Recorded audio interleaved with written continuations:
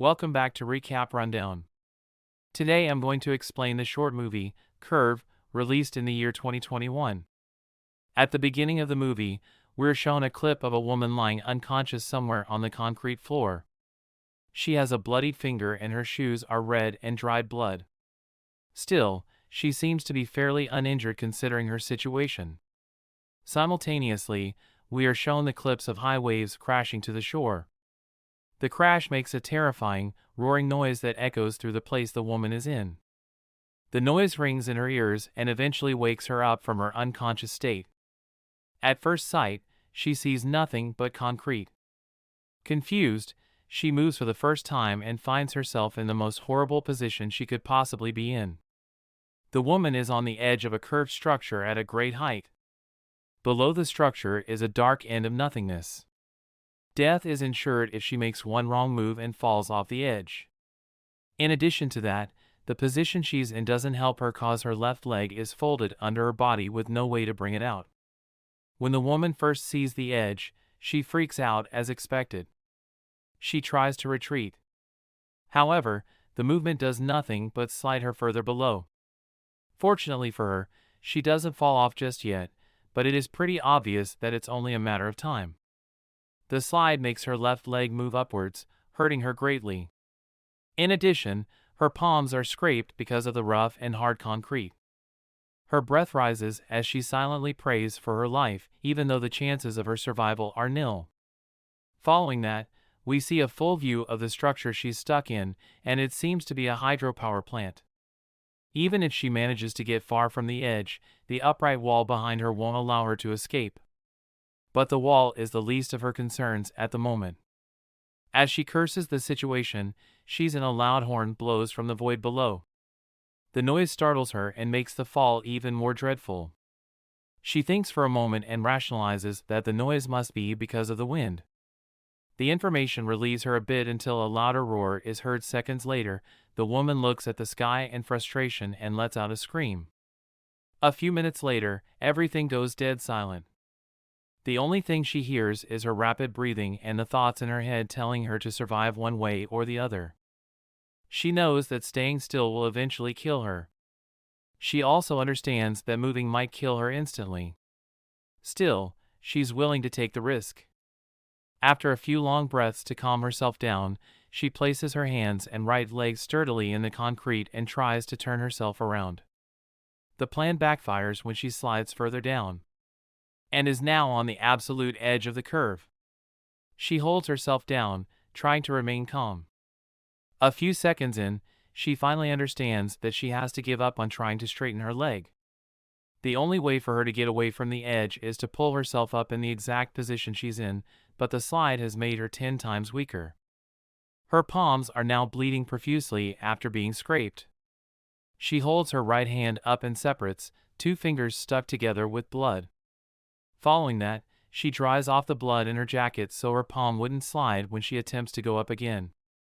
Even the process of drying is horribly painful, but she endures it bravely. After that, she blows on the wounds, longing for a little bit of relief. Her blows are weak because she's fearful of making the wrong movements that will push her down to her death. After contemplating the next move for a considerable amount of time, she finally puts her uninjured leg up. Her bloodied palms push the concrete curve down as she rises her body in a painful arc of motion. Fortunately for her, the plan works this time, and she makes some centimeters worth of progress. The woman sighs in relief and continues taking longer breaths to calm herself. Her palms are now almost numb because of the pain.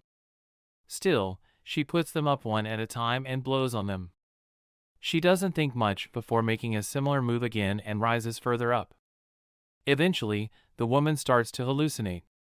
She sees the blood prints on the curve below, but her body seems to be missing in her vision. She looks at her palm and back to the blood print and starts to hyperventilate. She is now the furthest away from the edge and behind her is an upright wall. It's evident that she cannot climb up in any condition, but in the moment of panic, she doesn't rationalize her next move and tries to climb yet again. She is soon met with the consequences of her hastiness when she slides down a little. The panic makes her hallucinate more severely. She looks below and sees the prints of blood grow longer. She again tries to hold herself up, but stops when she hears a loud noise. Looking back at the prints, she notices that 2 more of them have been added. Now her only options are to either wait for inevitable death or make a move and fall to her death quicker in her head. Something tells her that if she continues with what she was doing, she will surely survive. The wrongful motivation proves that her brain is failing to grab the severity of the situation. After all, in the circumstance that she's in, she's not expected to think clearly. The only problem is that her will to survive might make her fall to her doom earlier than she expected. When everyone else in her place would have given up by now, she bravely puts her palm up and blows on it, getting ready to push herself up yet another time. In only a second, she slides back down a few centimeters or so. The woman is in no position to lose the progress she has made with much motivation. Her panic starts to grow alongside her hallucination. She looks back down at the prints for the 3rd time, only to notice that they have grown extensively. Suddenly, a screech echoes in the background. The woman compares the noise to her death, calling her from the darkness below the edge. By now her palms are destroyed and she hardly has any skin left to be scraped. The sky roars at her agony and mocks her, but the woman doesn't seem to care. Soon it starts to rain heavily, adding to her problems. She's unsure if the odds are working against her or helping her. The rain might end her pain by killing her sooner, or it might hurt her more by destroying her hope of survival. Either way, for the first few seconds she enjoys the droplets hitting her face, even if it is for a short moment. She feels at peace, almost as if the curve is her home and she has been living there since the beginning of time. But her satisfaction doesn't last long when the water lubricates the surface and slides her down. The woman closes her eyes and clenches her teeth, still filled with the fire of survival. She lets out a loud scream, but it doesn't compare to the thundering of the clouds. Then she remembers she's wearing a chain necklace that might help her hold the curve for longer. She forcefully grabs it around her wrist and pulls it off her neck.